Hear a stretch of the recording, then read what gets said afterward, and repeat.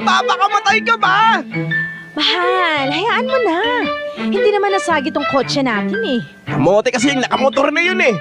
Bigla-bigla na lang sumisingit. Kumalma ka nga.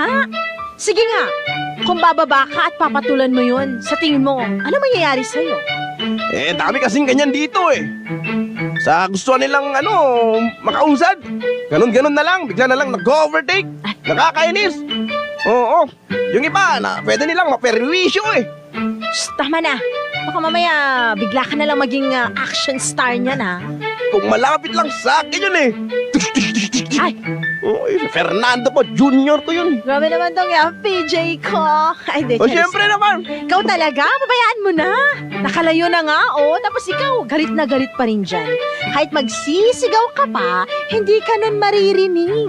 Sa susunod na mangyayari ulit yun, bababaan talaga ako. Para pagsabihan yung kamoteng rider na yun. Ay. Naiinis talaga ako dun ha. Barangay LS 89.3 Forever